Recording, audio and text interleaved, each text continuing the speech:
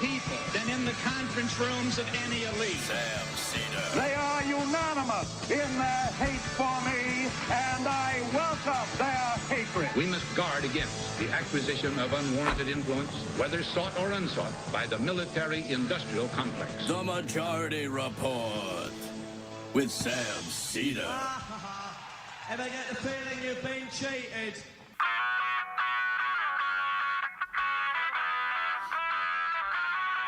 It is Wednesday, March 13th, 2024. My name is Sam Seder. This is the 5-time award-winning Majority Report.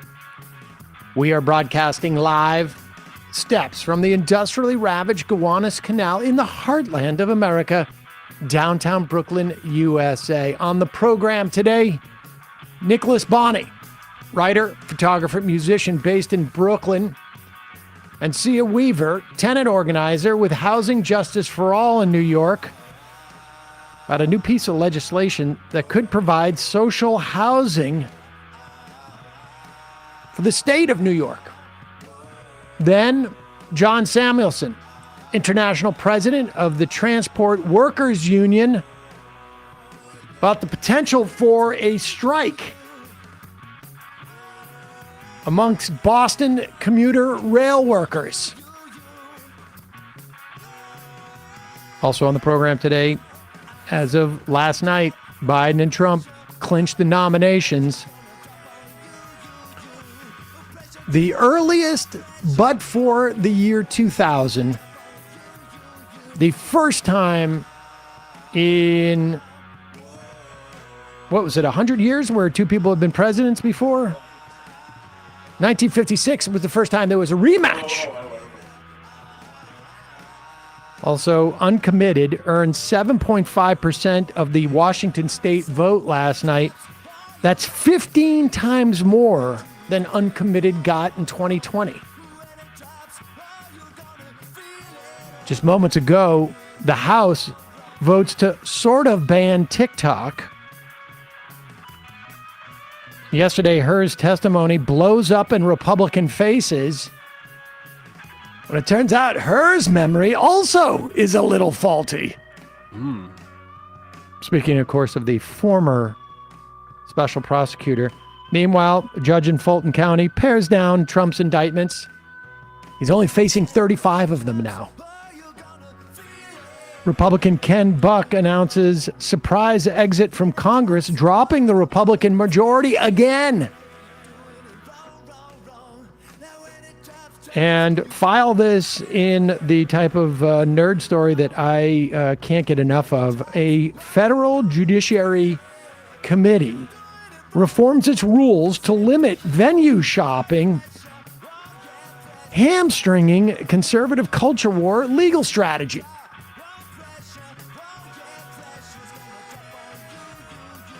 Competing discharge petitions make their way through the Republican-controlled House on Ukrainian war funding. And Patagonia workers in Nevada form a union and find out that management is okay with that. We may call the Starbucks dividend. All this and more on today's Majority Report. Welcome, ladies and gentlemen. Thanks so much for joining us. It is, in the words of my wrapping up her vacationing co-host, Hump Day. A lot of people don't realize that. Emma, how old is Emma now? Like, it was only like 29, right? She'll be 30 in April. She'll be 30 in April. Okay. Well, that's why people are surprised that she actually coined Hump Day, because people think it's been around for a lot longer than it has. But it's really only been around for about 16, 18 months, as far as I know, that phrase. We haven't been doing that joke for about 3 times longer than that. That's actually true, probably. Yeah, we've been doing that for about 3 years. Just want to say hello to the Discord at majoritydiscord.com. And also a hello to Star Fox. Apparently has a new job, which is great. And can't watch the show, listen to the show live. but glad to hear that Star Fox is doing better. You can check out our Discord, majoritydiscord.com. I don't know what our membership is. I haven't checked it recently, but it's over 10,000. Well over 10,000. Crazy. Huge. So the House just voted, and it's sort of it's sort of stunning. The idea of banning TikTok came up, I don't know, a couple of years ago during the Trump administration. And the law, just to be clear, to the extent that we know what's in it, because the thing has sort of come out of nowhere to get passed through committee and then get to the floor of the House and voted on already. And it is not a ban per se.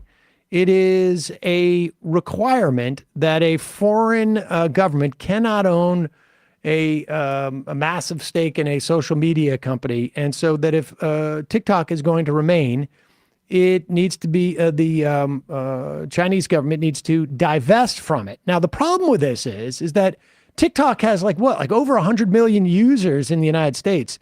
Its value is astronomical in that world of tech valuations. And so the problem is, well, aside from what one thinks about curtailing who owns what based upon nationalistic grounds, the other problem is that who's going to buy this? It's going to end up being some type of like Meta or Google or whatnot. Now, with all that said, it's unclear whether it really has a chance in the Senate. My guess is it probably doesn't, but we shall see. And frankly, I'm not sure I like the regulation of who can own it based upon national terms. But there's another way to skin this cat, with all due respect to cats. And that is go in and say, no data scraping. You got to charge. You're going to charge for this service, maybe a little bit, or maybe you can have ads, but the data scraping, no. Or if you're going to data scrape, you can't sell it under these circumstances. And the algorithm, incidentally, algorithms, we're going to knock out 3/4 of the algorithms. There's a lot of things that we could do using antitrust laws and just sort of the power of the government. When you contemplate social media is so important, people are up in arms about it. It is a tacit agreement that we're talking about something that's closer to a common carrier than anything else. I mean, this is sort of the irony of all the libertarians who are going to be out there complaining about it. They're going to be complaining about it as if it's some big authoritarian, censorious type of thing. But what they're implicitly saying is that this is a common carrier. And if it's a common carrier, then this should be heavily regulated. It's just now we're just arguing about what are the most sensible regulations. And that's when they go like, wait a second, that's private property. Yeah. So there are interesting different sort of like strands of what's going on here. But if you want to hear the most bat crap crazy reason to ban TikTok, we have it for you. Now, a lot of this reminds me of like the stuff that was happening with heavy metal back in the late 90s. Tipper Gore and Joe Lieberman and Hadassah Lieberman were getting together and trying to rid us all of the satanic messages that were driving children insane in the 90s from heavy metal music and this thing called rap, which we had back then. But here is Steve Bannon. And who is he with? Oh, I know this dude. Who's this dude? Raheem Kassam. He now works for Real America's Voice, but he was the former editor-in-chief of Breitbart News. Right. London. Okay. That's what. Yes, I thought I recognized him. And here's Steve Bannon, who apparently fell asleep in the tanning booth. And this is why the TikTok, I'm going to add another element to it now. TikTok is such an important fight because TikTok, as Matt Gaetz told me in July of 2022, he says, hey, we're not going to get the 30, 35 seats. You're not going to get the 25 seats because they're going to close the gap because of Dobbs, these young women, and TikTok. He said TikTok is and today they're going to give a presentation at 1 o'clock, secured presentation to the House to talk about election interference by the CCP on TikTok. Just one last thing I'll add, and this is the Taylor Swift situation. I don't believe in coincidences. Her tour, which is the biggest tour, I think, in music history, stops on 20 August and doesn't pick back up until mid-November, early to mid-November, fully available after Labor Day to do whatever. And she's pretty adamant. She got pause it. I just want you to just pause it right there. No. Go back just 1 second. Just go back one second. One more. Because when this guy says, when Bannon says, pausing it from August 20th through the election, free to do whatever. You know what I would do if I wanted to employ Taylor Swift to help my campaign? I'd have her do concerts. You want to talk about me? I would have her do concerts and talk about me because instead, what we're going to do, instead of having Taylor Swift collect tens of thousands of people in a room as a captured audience, we're going to have her not do that. Yeah. Instead, I'd fly around like those B-52 bombers carrying nukes just ready to bomb. Exactly. We just have her sidelined just in case we want to have a concert. Deploy Taylor. It's so... I don't believe in coincidences. I don't either. You're just an idiot. It's not just that you're saying stupid things. It's that you're a stupid, insane person. But continue. And I love the look on the Breitbart British guy's face because he's still like, holy crap. The Taylor Swift connection. I thought stuff was stupid in Britain. This is really, we've upgraded. And this is why the TikTok, I'm going to add another element to it now. TikTok is such an important fight because he's got a nod. As Matt Gaetz told me in July watch his face. Watch his face. He says, hey, we're not going to get the 30, 35 seats. You're not going to get the 25 seats because they're going to close the gap because of Dobbs, these young women, and TikTok. He said TikTok is today they're going to give a presentation at 1 o'clock, secured presentation to the House to talk about election interference by the CCP on TikTok. Just one last thing I'll add. And this is the Taylor Swift situation. I don't believe in coincidences. Her tour, which is the biggest tour, I think, in music history. Am I going to have to keep a straight face throughout this entire thing? Doesn't pick back up until mid-November, early to mid-November, fully available after Labor Day to do whatever. And she's pretty adamant. She got involved in the 22 midterms. And Taylor Swift, he looks with like TikTok he's in back of it, is a formidable presence. And anybody that doesn't believe that, I don't think is looking at the demographic and the power she has with that demographic. Raheem Kassam, your thoughts on all this? Well, you're a lunatic. How's that? Yeah, I have a feeling I know what Taylor Swift is going to do after August, after her tours are over. She's going to go to some Caribbean island. Or then maybe she'll go to Reykjavik for a 3-week trek up, somewhere. How's that for a coincidence? But meanwhile, the TikTok stuff passes in the House. We'll look deeper into it if it seems to have a chance in the Senate. But again, there's a lot of opportunity to regulate these companies. And I think to a certain extent, we won't see it pass in the Senate because I think they're afraid on some level, there's going to be antitrust, real bad antitrust implications to this because somebody's going to buy TikTok. And the other thing is, I think Chuck Schumer's daughter works for Facebook. And once you do this with TikTok, maybe you can do other things with Facebook. We'll see. But we should say that your favorite progressives and some surprise people in some instances voted against this. And there were some Republicans, to be fair, who also voted against it. I'm not sure if they own stock in it in some fashion or what that is, but I don't know. I'm still sort of blown away by how quickly this legislation seemed to arise out of nowhere and then pass. They didn't even have a chance to read it. You know what else they could vote on? Keeping the government open. That might be an idea. I don't know. The government shuts down and there's no TikTok, then we don't have a chance to tell anybody what's going on. censoring the fiddler while Rome burns. Folks, in a moment we'll be talking to Nicholas Boni and Cea Weaver about housing in New York State and a potential piece of legislation which could address it. But first, before we get to that duo, I want to talk about another duo. That being you and Shopify. Yes. Shopify is the global commerce platform that helps you at every single stage of your business. From the I'm just about to launch my online shop stage to the first real life in-person sale, all the way to the did we just hit 1 million orders stage. Shopify is there to help you grow. Doesn't matter whether you're selling scented soap or offering outdoor outfits, or if your merch page has the final day of opportunity to order the Get Out the Void shirts. It doesn't matter. Shopify helps you sell everywhere.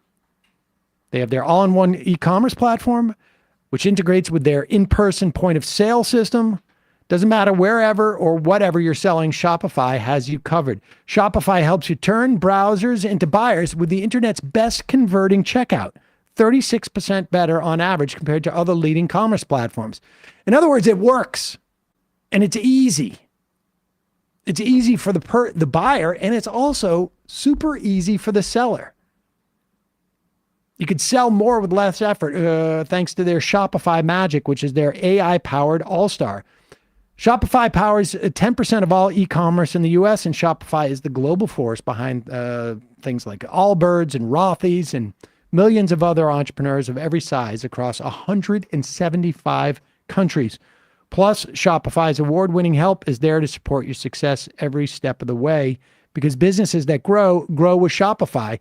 I can tell you that, I've told the story many times, but when it came time to do a merch store, I put it off. It's going to be too hard. It's going to be too complicated. We're not going to be able to you're not going to be able to respond to sort of jokes on the show that we want to integrate into a t-shirt. And to Get Out the Void is the perfect example of it. It was just an offhand word. All of a sudden, bingo, it's available for sale on our Shopify site, shop.majorityreportradio.com. John Voight's schedule also open in the fall. There you go. But the bottom line is that this is A, it's super easy turnkey if you got a small business. And B, if you're all of a sudden your small business grows and grows and grows, Shopify is completely built to scale with you. You can sign up for a $1 per month trial period at shopify.com/majority. All lowercase, go to shopify.com/majority right now to grow your business no matter what stage you're in. Shopify.com/majority. And also, lastly, sponsoring the program today, Aura. What is Aura? Aura Frames, in fact. It is the best remote digital frame that you can buy. And that's not just me saying that. That's Wirecutter. That's The Strategist. And it's wired. And for me, the reason is because it is great. Is it a great gift, not just for, folks, I don't know, your parents, your mom, your grandparents, your brothers or sisters or family that live away, or friends to keep in touch. But it's also exceptionally easy for your gift recipient. Doesn't matter if they're completely technologically ignorant, or in some way their technological development is arrested in some fashion. You can load up pictures on this frame and even put in the Wi-Fi information before you even take it out of the box. They can do it multiple different ways, but there's a code on the side of the box, or, a QR code. You can load up all this stuff on your app and send the pictures. It's super easy to do. I've got it right here on mine. I'm sending pictures to my sisters. Here's some pictures. I'm not going to show you which ones because, they're private. But comes with unlimited storage, simple controls on the frame. You can upload as many photos as you want. And if your recipient happens to be technically proficient, they can pick the perfect one they want. See why it was named that #1 digital frame.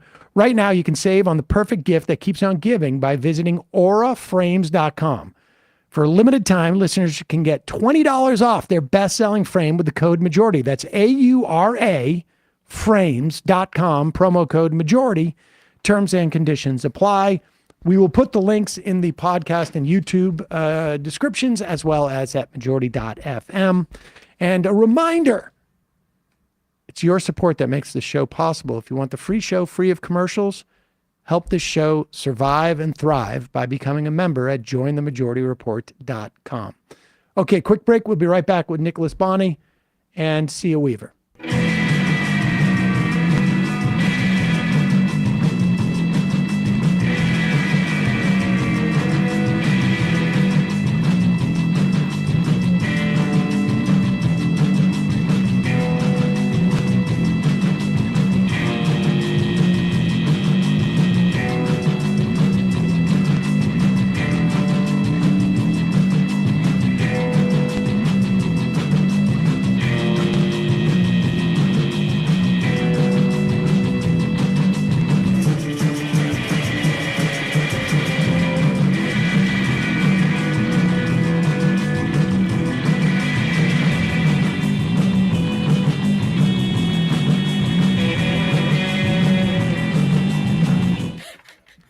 We are back. Sam Seder on the Majority Report. Emma Vigeland out today. Joining me now, Nicholas Boni. He's a writer, photographer, musician based in Brooklyn, who's written a piece in the Jacobin. Social housing for New York is on the table. And also with us is Cea Weaver, tenant organizer with Housing Justice for All in New York. Welcome to the both of you. Nicholas, let's just start with you. What is the housing situation in New York State? I mean, I think people know, but give us some numbers. Yeah. First of all, hello. Thanks for having us on. It's great to come on and be able to talk about this very dire situation that we are all living in. So, New York State and New York City are in the middle of an affordability crisis. I think that's something that could have been credibly said at any point in the last, 50 to 100 years, but we're especially seeing a big problem with it right now. We are looking at a really dire lack of available, affordable housing with stable rents. We have seen some really poor investment from the state over the last few decades into the construction of new permanently affordable housing. The vehicle for that in the past couple of decades has been through the 421A program, which is a tax abatement for private developers to build mostly these new shiny luxury buildings that we see go up and rent a small proportion of them at affordability rates, affordability in big quotes, that are not affordable to a majority of people and can often require you to have a certifiable income that is close to or above six figures to get into these supposedly affordable units. Yeah, I should say we broadcast, almost like in the heart of that. I mean, we look around. There's a ton of new building that's going up, particularly in downtown Brooklyn and in the Gowanus area, and it's all got that dynamic. To get in there, 20% of it is there, maybe a certain percentage under the median, and then some is like some affordable is actually goes higher than the median, which is sort of a blinkered. Before we get back to, so that's sort of the problem. We should say this is both a problem in New York City. It's a problem across the country. What I think is a little bit unique about this era of unaffordability, and a lot of this is coming, is even made more, I think, intense because following the 2008 financial crisis, there was just building halted for an extended period of time. But if you go up the Hudson River to places like Ulster County and Greene County and Sullivan County, we're seeing a lot of really a lot of squeezing of people there. There's a lot of problems with housing affordability, which is a relatively new phenomenon, I think in part, sort of like in the wake of COVID. But with that said, Seea Weaver, you're a housing justice for all organizer, a tenant organizer. What does your organization do? Hi, thanks for having me. So Housing Justice for All is a statewide coalition of local grassroots tenants' rights organizations that are, bringing together tenants to fight for more affordable housing. So we're a statewide network, and we bring together these organizations to fight for stronger tenant protections and more deeply affordable, decommodified public sector housing in Albany. New York State, like many states, is a relatively weak home rule place, which means that most housing policy actually is dictated not at the level of the mayor or the city council, but the governor and the state legislature.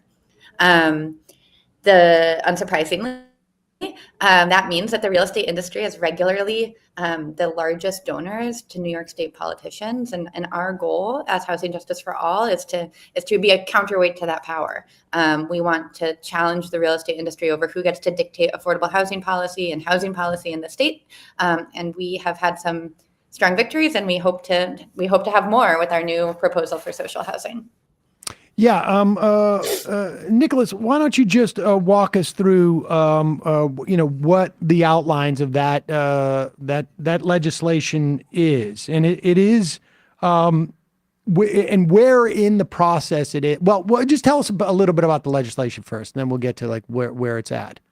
Yeah, sure. So the bill that we are talking about, that the article is about, and that we're advocating for here, would create the Social Housing Development Authority. So this would be a statewide housing authority that would be empowered to rezone, rehabilitate distressed properties, acquire new land, and construct new publicly built, publicly owned, deeply affordable housing that is under democratic control. This is different from existing public housing authorities like NYCHA, the New York City Housing Authority, for example, in that the base of tenants that would be this would be available to is much wider in terms of income limits. NYCHA constructed a bunch of affordable housing, but currently houses, I think I read that the average income in NYCHA properties is, we're talking about the poverty line or below. And so that causes a constant revenue issues with NYCHA, which leads to things like deferred maintenance and, some of the, as always, the underinvestment in this public good leads to this public perception that the government is failing when what it's suffering from is a dire lack of investment and revenue. So the Social Housing Development Authority, the units that are going to be managed by this authority are going to be available to a wider base of people in New York. So you don't have to be the absolutely most destitute and impoverished person that we can possibly find to be eligible to enter this thing. We want to see a mix of incomes and backgrounds, and that will really create a more dependable and self-sustaining revenue stream, alongside the authority's ability to interact with existing public housing authorities. So let me just see if I could get you to just weigh in this. So this is going to be self-sustaining ultimately, but it needs essentially like seed investment. And we're talking about how much money do we need as more or less, I guess, what would constitute a line of credit for this. And ostensibly, we're losing billions of dollars annually because of all these sort of tax abatements that we're providing in the system that we're using now. So that has like a more hidden or obscured cost. This would have an upfront, essentially, line of credit, but would ultimately become far more sustainable. How much of that money is necessary? And then, also, what would be the process of this agency coming in? How would they would they buy distressed properties? Would they buy, how would that work? Yeah, those are two great questions. So the first question is that we really want this entity, this social housing authority, to be able to scale and to be able to produce a lot of housing. We think that that's really important in order to sort of challenge the speculative role that the real estate industry plays in our city and in our state. And so we want it to be able to compete with the private market. And we think that's what will make it successful, is if there's a true public sector alternative to our existing speculative and profit-driven housing system. We're asking for a $5 billion sort of initial investment. With that $5 billion, we hope to be able to set up and staff the agency, but also build new housing across the state, as well as acquire distressed housing across the state. The mechanisms for acquiring distressed housing could look different on a building by building basis. In some cases, what happens is tenants form a tenant association. They have a scofflaw landlord or someone who's not making repairs, and they could pressure, using organizing tactics, they could pressure to the Social Housing Development Authority to take over their homes, to buy their homes. In other cases, you might happen through like a legal process. A couple of days ago, one of the most notorious slumlords in the city, his name is Ob Shalom. He was arrested because he is treating his tenants so badly, hundreds of thousands of open code violations. In cases like that, where the city is actively pursuing already sort of litigation and enforcement mechanisms against the landlord, the SHDA is an option. We can say, hey, you are not maintaining this building, and we are the city of New York. We have an interest in making sure that housing is well maintained, and we're going to take this building away from you. Would you need a host of like a new suite of regulations that sort of function maybe in the same way that, let's say, National Labor Relations Board says there's unfair labor practices. In this instance, there's unfair housing practices. You've made these violations. That in and of itself, we don't need to, once we've established you've made these violations, you've made, I don't know, three strikes, you're out. We're going to pay you the market value, I guess, of the property. Is that what happens at that point, and take it over, or do they? That's a good question. We don't really think that we need new regulations to make that happen right now, because the city of New York already has this enforcement power for many, many years. I don't know, if you think about the Lower East Side in, the 1970s and tenants who are squatting their buildings. Those buildings later became, shared equity cooperatives. And there's a long history of similar things like that happening in New York through different iterations of public policy and public programs that allow tenants and community members to sort of actively intervene when a landlord is behaving badly to bring that building into the affordable housing universe. The problem with our existing programs is that they don't really have the capital to scale. And so they end up operating at a pretty a hyper local neighborhood based level, where tenants are organizing for years and years and years and years and years to get the city to take advantage of things like the 7A program or things like the third party transfer program. And they're difficult to use because they're so small scale. The SHDA, to me, offers an opportunity to take those existing programs and sort of supercharge them so that we can be supporting tenants and moving faster than our existing programs to bring things in and to, take over a lot of distressed housing. In some cases, yes, I think we're imagining that the city that the Social Housing Development Authority would pay a market transaction for that building, but there's all sorts of things that organized tenants can do to drive down that market price, especially if we have strong rent controls. We are discouraging speculation through other public policy. Tenants are suing the landlord, so this case is like the building is less attractive to other market participants because there's a lot of liability associated with the lawsuit. And so there's things that organized tenants can do to sort of make a deal more possible. And that's the kind of organizing that is going to have to happen in order to make the SHDA live up to the vision. And does the agency sell essentially the property to the tenants, or do they retain ownership of it? And what are the tax implications? Are we still paying property tax on these properties? These are such good questions. You're really getting to the heart of housing policy in our city and state.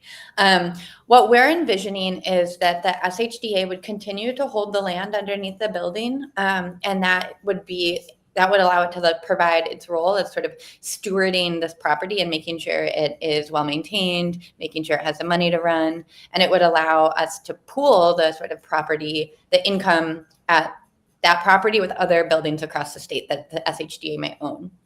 But the tenants would create a corporation, a cooperation, and they would each own, collectively, they would form a tenant association, and that tenant association, residence association, would collectively own the building that is sitting on top of the land. That's what's called and we should tell people, cooperative. People who are not in New York should understand that, like, we have co-ops, you know, I don't know what percentage, but a ton of the buildings in this city, there's probably more co-ops than there are condos. So this concept of basically you're leasing your apartment and you get shares. What you're buying is shares in a co-op. They give you a certain number of shares. Those shares correspond with your apartment. You're actually technically leasing it from the cooperative there. Nicholas, where else has this ever been done? This type of arrangement?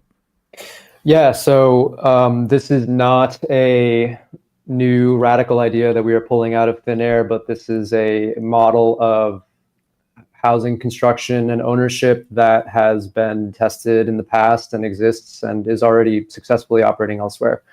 There are, in the United States, there's an example of a suburb outside of Washington, D.C. that has constructed a very similar kind of housing authority in Maryland, which acts as the majority controller of some of the new housing that is going up, and as a majority stakeholder in these buildings has major sway in things like where the revenues get directed once the costs have been met and what the rents are.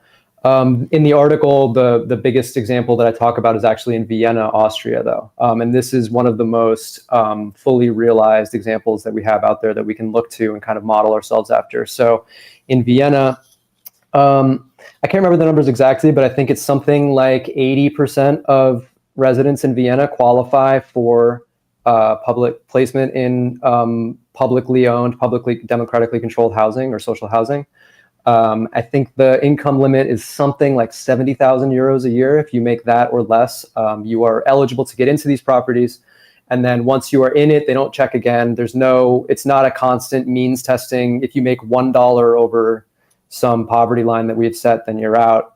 And so the result is you have these communities that have been living in these housing structures since, for decades or for generations. And that's something that, if you look around New York today, you look in neighborhoods like, Bed-Stuy and Greenpoint and Williamsburg and, tons of neighborhoods in New York. You see these communities that have been living here the Lower East Side, that have been living there for generations that now are being thrown out because their rents are just skyrocketing and there's no stability in place, and there's not that much. The real estate lobby has won that battle, and they're losing their homes. And so if you look at, there's a couple of different examples. There's another one in Atlanta too, but or in Atlanta, they're trying to form a very similar housing authority. But yeah, this is not a new idea. This is not something that we're just doing on a wing and a prayer. This is a method that we know works, and especially when done in conjunction with things like rent regulations and good cause eviction laws, can really radically cut down on the speculative, speculation on buildings and, let alone. It's a proven concept. Yes. Yeah. So, all right. Lastly, Seea, where are we with this legislation? Like how down the line? I would imagine the biggest fight against this legislation is coming from the real estate lobby that is focused around New York City.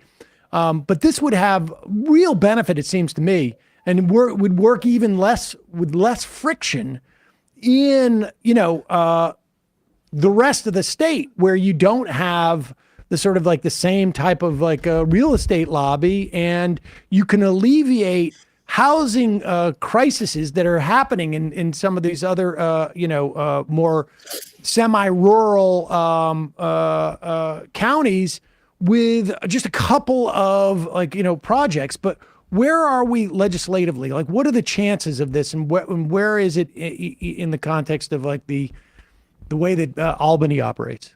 Yeah, that's a good question. And you say something that I really strongly agree with, that the potential that this model has to do development in places where like Utica or Buffalo or Syracuse, like places where the math is such that you really have to spur gentrification in order to entice a developer to build, and the negative impacts that would cause for low-income renters in those places.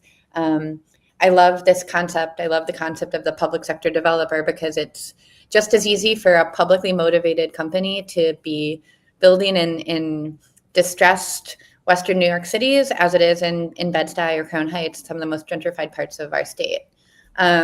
So it's great. In terms of where we are in the process, we introduced the bill in February, and a lot of people signed on. It really made a splash. And we are in the process right now of recruiting a majority of co-sponsors who will, fight for this bill to happen in the state budget.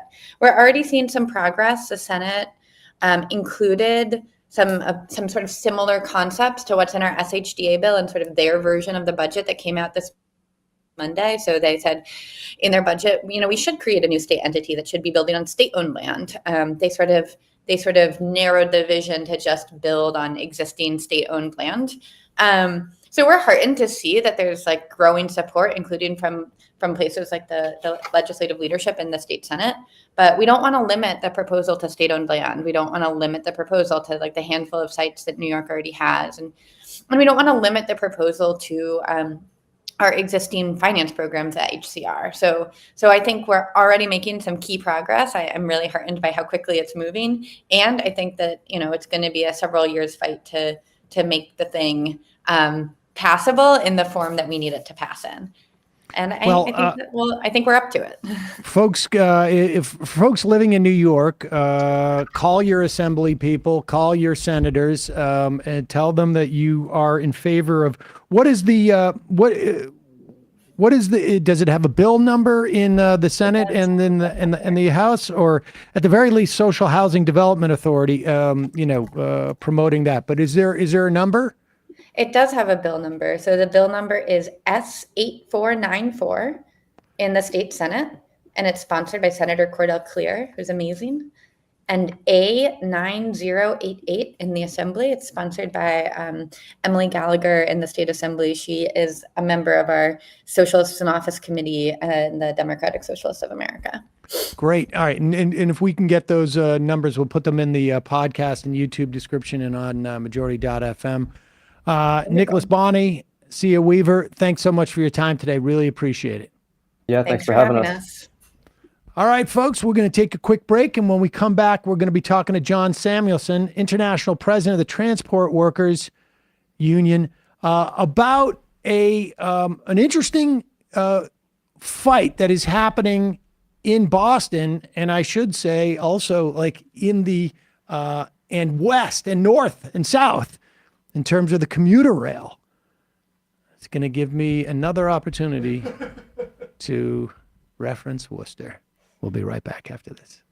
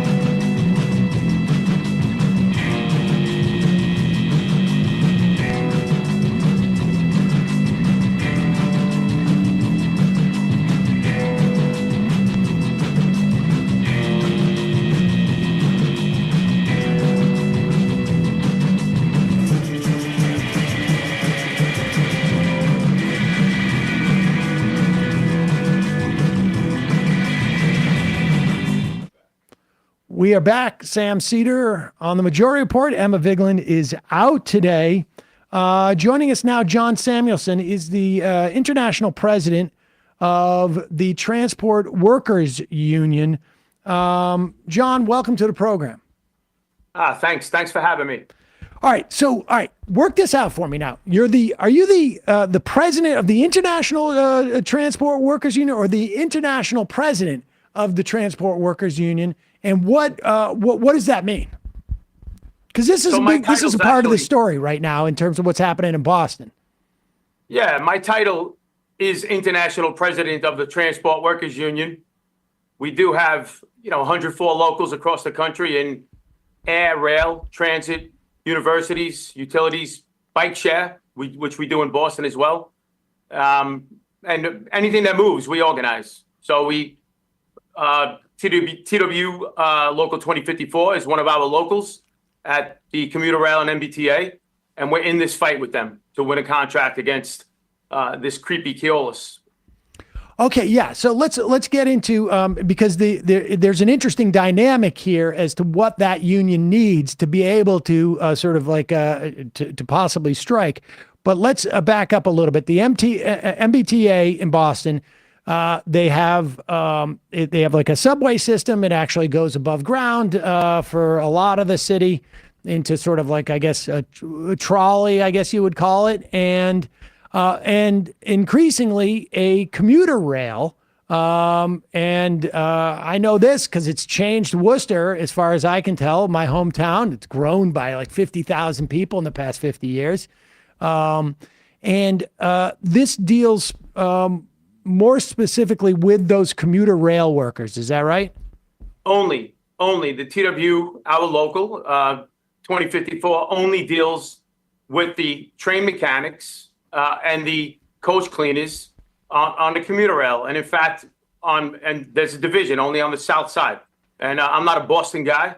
We have a local president, an excellent local president named Ed Flaherty, who's leading things for us up there in Boston. I'm from Brooklyn. And so I'm here basically to lend the support of the International Union and throw all of our resources into this fight. There's a little over 100 members in 2054 in this fight against Keolis, but it may as well be the 155,000 members of the International, because those are the resources that we're bearing down into this fight right now. All right. So first tell us about Keolis, because, you would expect a company that comes from France would get it a little bit more, you would expect, but not so much. Yeah, ironically, they're doing something in Boston right now, which an American company would never get away with in France. An American company would get tossed out, and rightfully so. But this French multinational corporation can come to Boston and essentially undercut wages, abuse workers for lack of a better expression, underpay workers, cut working conditions, cut wages and conditions, and get away with it, and then brag about making a profit. In France, they'd get thrown out on their ear. So, and that's what Keolis has done. They've earned a profit in Boston on the commuter rails off the backs of workers.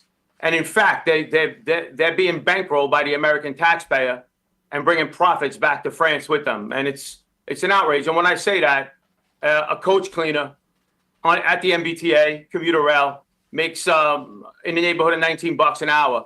So they qualify for food stamps. They qualify for Section 8 housing. That's all supplemented by the United States taxpayer. So we're supplementing a profiteering French multinational corporation to come in, earn profits off of the backs of the U.S. taxpayer by kind of Walmarting the MBTA and its workforce, and then bringing profits home to France. So it's an outrage. Everybody should be outraged, not only in Boston, but everywhere.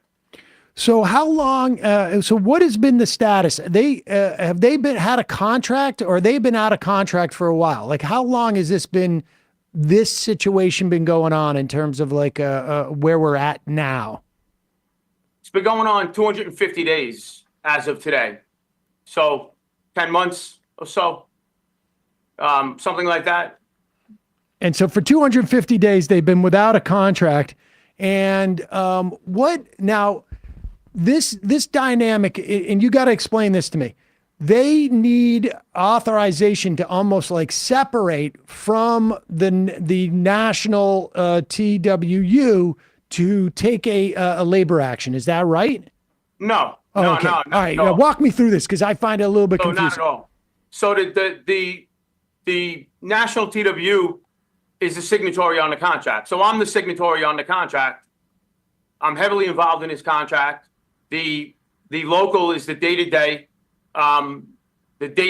representative in Boston, but I'm the signatory on the contract. I have the locals back 100%. The difference here, unlike the regular transit workers at the MBTA on the T, is that we're under the NMB, the Railway Labor Act, and we have the right. Okay. So that's the difference. That there's a process that's guided by the Railway Labor Act that ultimately and hopefully will result in the TWU being able to take strike action if we can't come to satisfactory terms with Keolis, which is actually controlled by the MBTA. And again, shame on both of them if it gets to that point. But if it does, we're damn sure going to take strike action. Okay. So what's the next steps? Do these workers vote to authorize a strike? Has that already happened, or does that need to happen? And like where are we? What are the next steps? 250 days out from a contract. Yeah, so this workforce in Boston is absolutely going to go on strike. If we have to go on strike, there's bargaining going on. Perhaps there's a glimmer that the bargaining will result in a contract that's satisfactory to the workers. If that happens, of course, it would be our fondest hope that it does happen.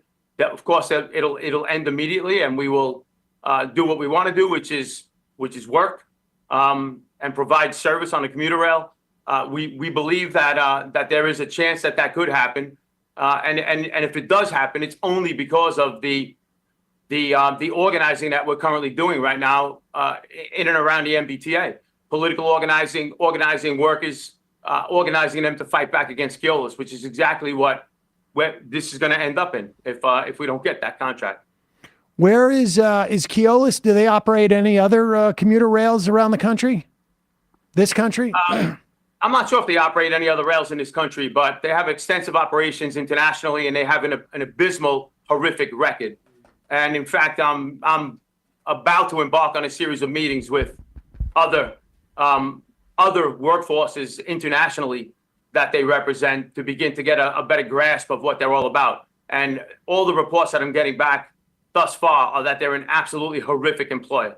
So we're dealing with an entity that has a horrific reputation in terms of representing workers employing workers internationally. And so where are the leverage points? I mean, are you guys meeting with officials in Boston? Do they have much control over this? I mean, how much authority did they cede to a private company to run something that is a public service?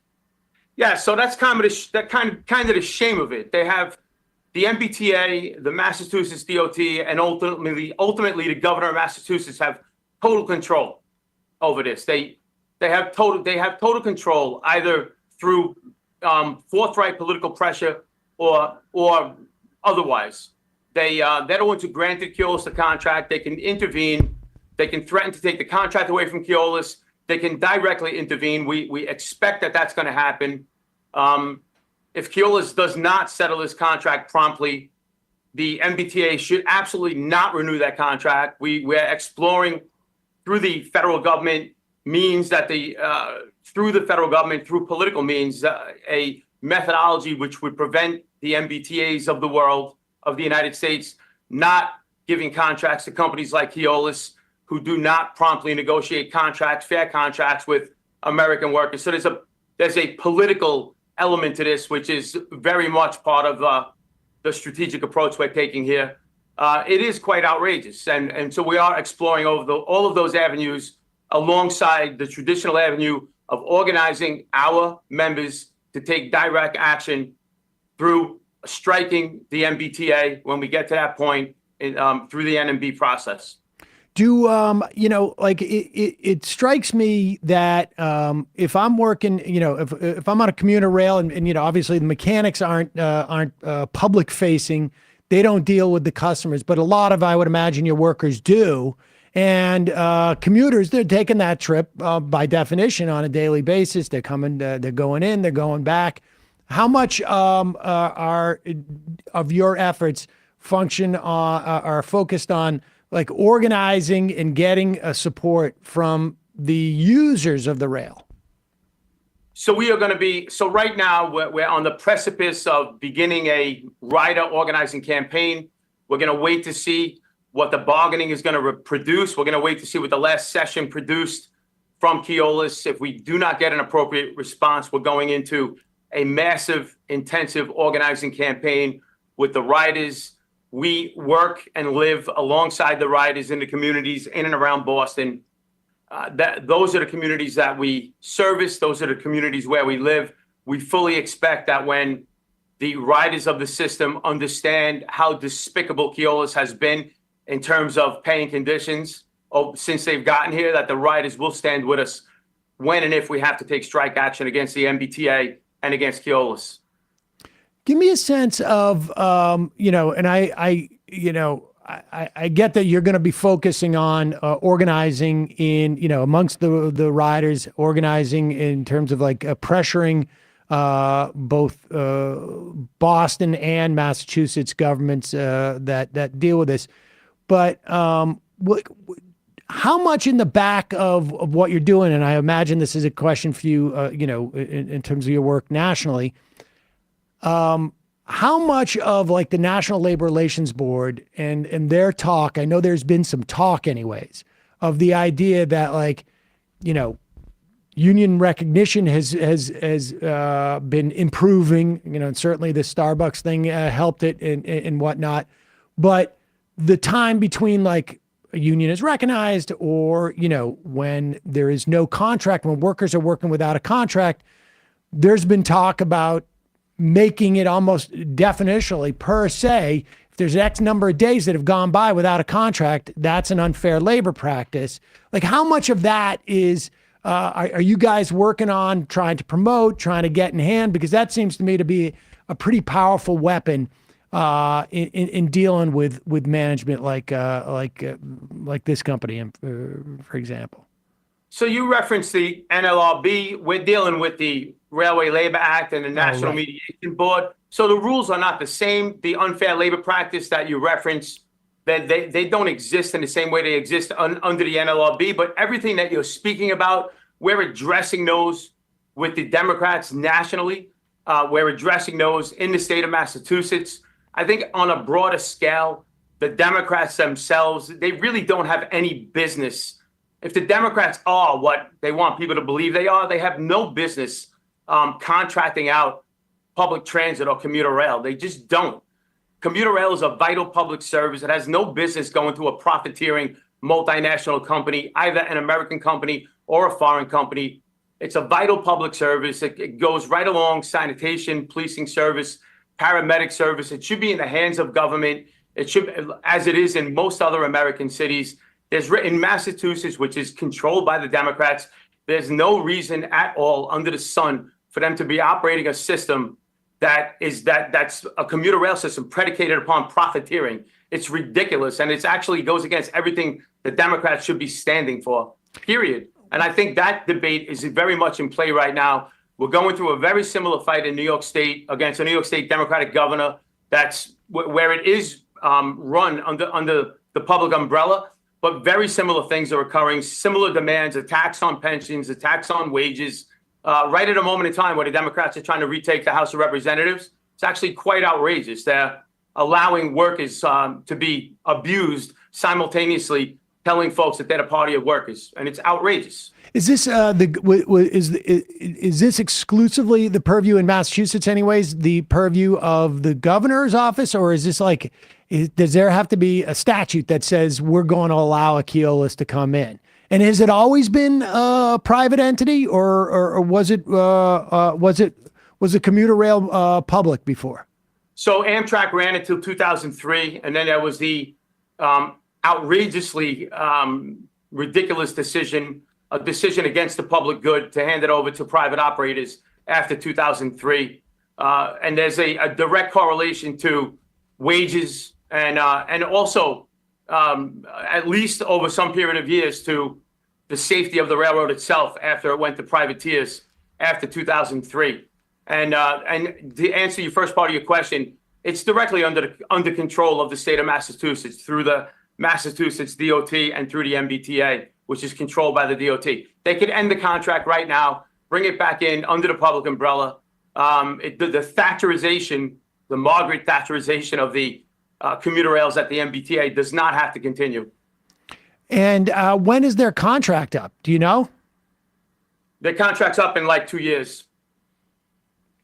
All right, interesting. And it should end. There's really no reason for profiteering companies to be involved in public transportation, public transport in the United States. It doesn't work.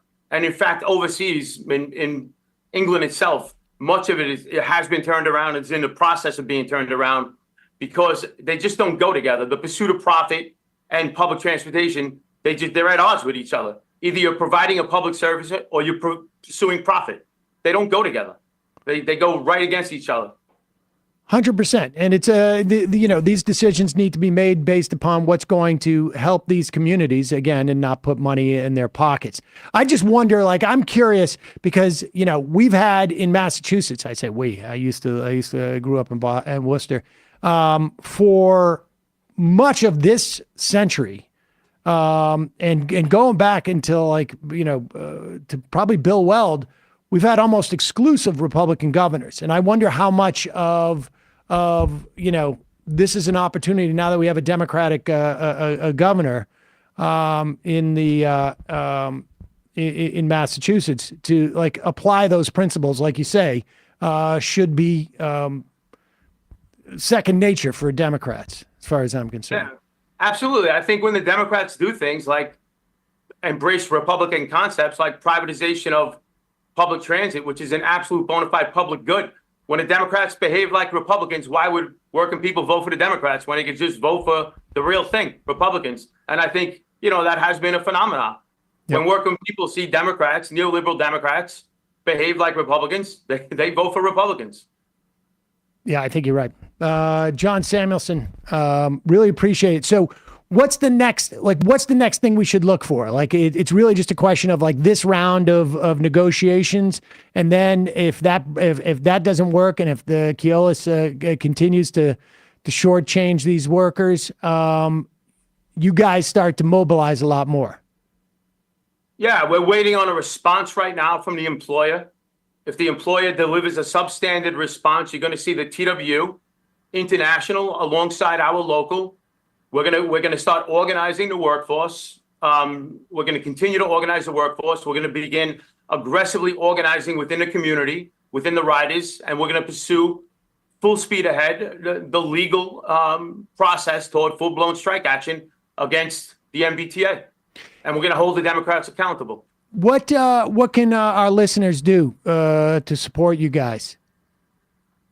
Well, I think as time goes on, as part of this over the next several weeks, there will be reach out from the TW in and around Boston about elements of support that the community can reach out and let Keolis and the MBTA and perhaps the state of Massachusetts and the political operation in Massachusetts, let them know how dissatisfied they are that Keolis is screwing the workforce on the commuter rails at the MBTA. John Samuelson, International President of the Transport Workers Union. Thanks so much for your time today. Really appreciate it. All right. Thanks for having me. Thanks. All right, folks. That's it for our free portion of the program. Can I just shout out, it wasn't visible on the screen there, but John had a James Connolly, I believe, Irish labor activist from 100 years ago. Very cool to talk with people that have that some sense of history. Walk in that lineage. Yeah, exactly. Far Twain. No, that guy was not from Massachusetts. From Brooklyn.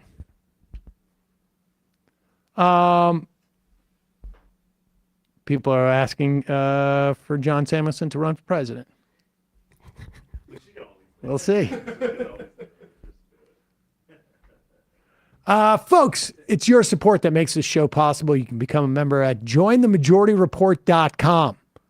Jointhemajorityreport.com.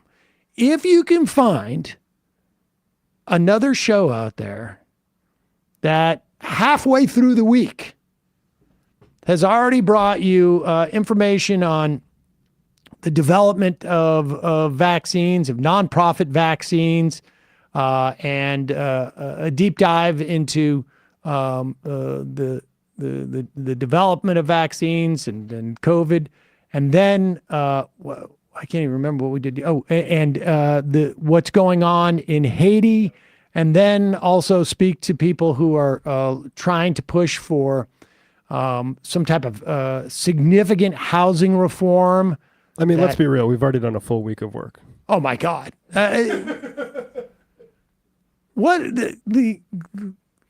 I would say like probably 2 weeks of a different show. And then are talking about union fights that are happening with transit workers. Then you should support that show. But if you can't find that show, you should support ours. JoinTheMajorityReport.com. And we give you stuff like members just got an extra 5% discount on cedar seeds. We are heading into, we're 2 weeks away from the 20th anniversary. Have you guys seen the pictures of the 20th anniversary merch? No. Oh yeah. No. Oh yeah. Oh yeah.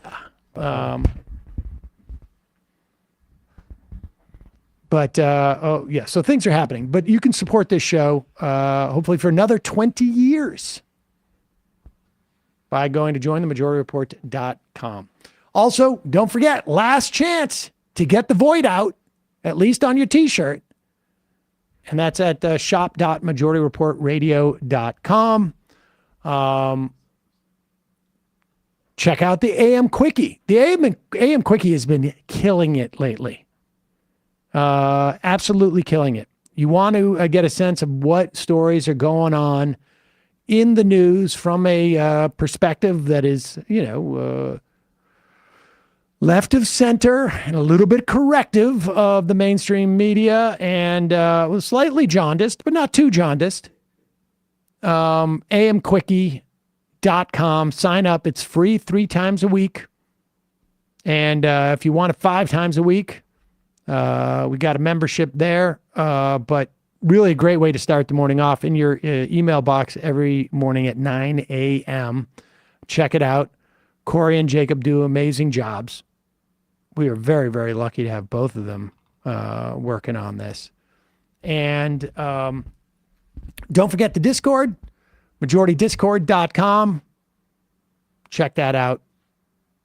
Bradley, ESVN, what are you guys doing tomorrow? Is she back? Yeah, Emma will be back tomorrow, so I'm just going to check in with her because I think we will be recording just to, wrap up some of the big free agency news in the NFL and check in with Emma after her well-deserved vacation. So we'll either be with you tomorrow or Monday. We're going to figure that out. So youtube.com/ESVN show to check out our prior streams and some clips if you'd like, and we'll be with you either tomorrow or Monday.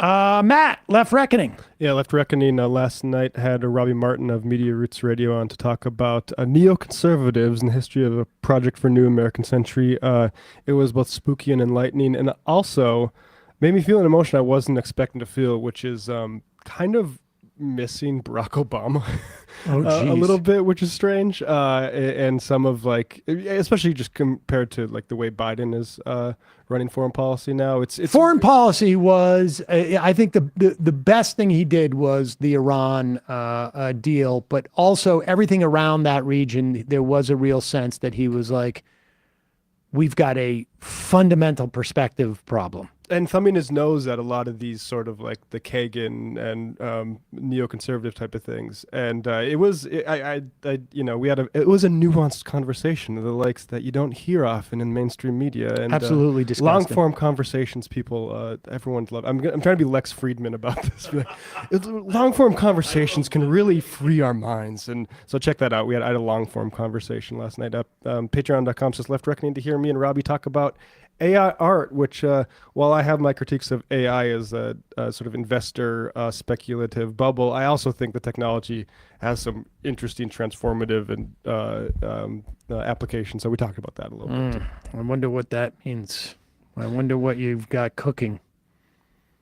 Maybe some spooky. So he did this. It's like a movie where it's like he's used AI to make storyboards. The entire way around, and it does create an interesting mood. I mean, it's spooky stuff is the best use for it because it's all unsettling anyway, even if you're not trying to make it unsettling with AI generated artwork, for instance. Right. But when you want to make something unsettling, it really works for that. Oh, because it looks so sort of like real, but It's also real but artificial. fake. Yeah, exactly. Folks, 646-257-3920. We will take numbers relatively early in the fun half, and we will see you there in a second. You are in for it. All right, folks, 646-257-3920. See you in the fun half. Are you ready?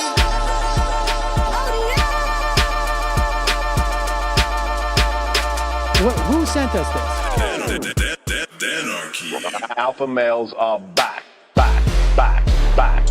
Boy is back. And the alpha males are back. Just as delicious as you could imagine. The alpha males are back. Boy is back. And the alpha males are back. Just wanna degrade the white man. Alpha males are back. I take all of it to my throat. Alpha males are back. Snowflakes says what? The alpha males are back. You are a madman. And the alpha males are back. Oh no, Sam Seder, what a fucking nightmare. Bring back DJ. Yeah, or a couple of them, just put them in rotation. DJ Denner. Well, the problem with those is they're like 45 seconds long, so I don't know if they're enough of a break. That's fucking nonsense. You see white people doing drugs, they look worse than normal white people, and all white people look disgusting. And the alpha males, psych, fuck them. Snowflake says what?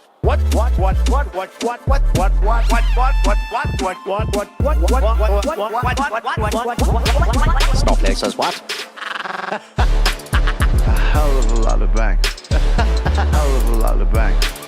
A hell of a lot of bank. Okay, I'm making stupid money. Hell of a lot of bank. A hell of a lot of bank. All lives matter. Have you tried doing an impression on a college campus? I think that there's no reason why reasonable people across the divide can't all agree with